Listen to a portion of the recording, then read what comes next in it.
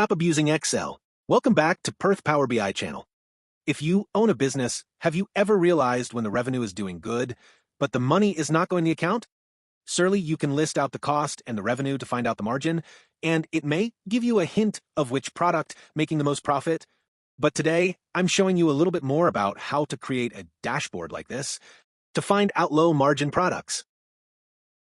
Firstly, we will need to prepare a table of sales data and another table that contains each product with their costs. We are using the same data from the sales report from the last video, so it will show how a sales report can modify for different purpose.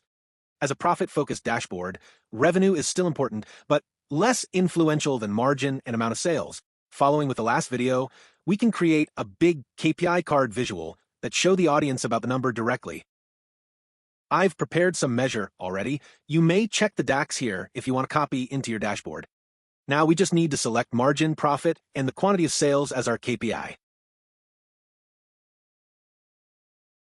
Since we made up the cost of product, the margin here shows a crazy number, 275%.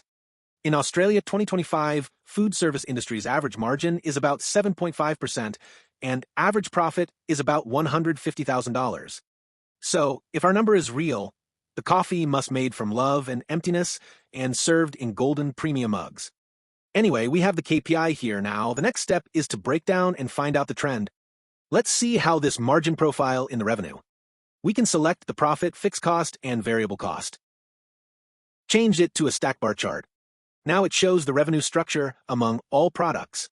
A subtle remark here, as the margin is sky high, the costs taking into the structure is more meaningful than focusing on the profit. Moving the profit bar to the top can be easier to focus on the total cost structure and see how much each product actually costs. Next, we can create a donut chart to show average cost structure. The benefit of having two charts about total and average cost structure is to compare a specific product to the average line. It can also be done by adding referencing line or using parameter in some cases, but in this report, we will focus on finding out the products with low margin, so two charts here will be a more user-friendly layout. As same as the first video, we will use the right-hand side for some advanced analysis. A scatter chart is indeed useful to identify performance towards its time cost or money cost. We can select the coffee as the value and set the total sales and unit profit in the axis. If you are familiar with this visual, you can already tell some outstanding products in the quadrants. We will just need to improve the graph readability a bit to make sure the user will also understand it. First, we can select total profit as the bubble size, so user will more tend to focus on bigger bubbles, which are the products with the most revenue. Next, we can create the lines for the quadrants. Using average line or median line is based on what you want to show. With this data, there are not a lot of products, so median line will work for me. Now, the products in four areas are clearly separated, right top as our high revenue with high margin, right bottom as the high revenue with lower margin, left top as the low revenue but high margin, and left bottom as the low revenue with low margin. In this report, we also want to find out which products are worth to put more effort, and which products are less worth to put more effort. Therefore, we are highlighting the right bottom and the left top area. One way to do it is to make the color sharp. We will just need to change the transparency to lower all bubbles, then find out those pairs of products and increase their visibility. Let me speed up a bit here.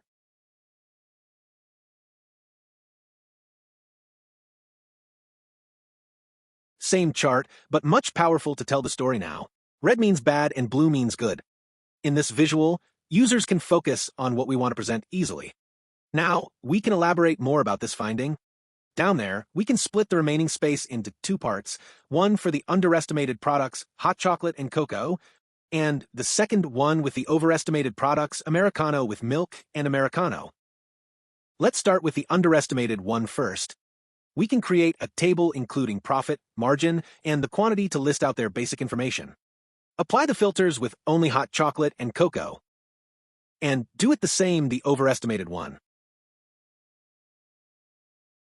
Next, combine with date and time trend to find more patterns from these groups of products. We can create the charts as same as the last video.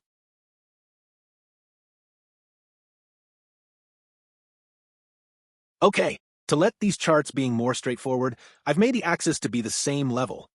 But it also causes two charts in a hardly visible line chart. Then we will need to apply the zoom slider and adjust the zooming level. User will be able to easily change the view by dragging the slider and remind them they are in different scale at the same time. And finally, we just need a little bit of decoration to top up the dashboard. After changing the theme color to match the sales report series, we are now ready to present the story with the user. The profit is about $73,000 out of $115,000 from the revenue. The profit margin is about 63%, and unit margin of each product is about 64%, which is in a very high end in the industry.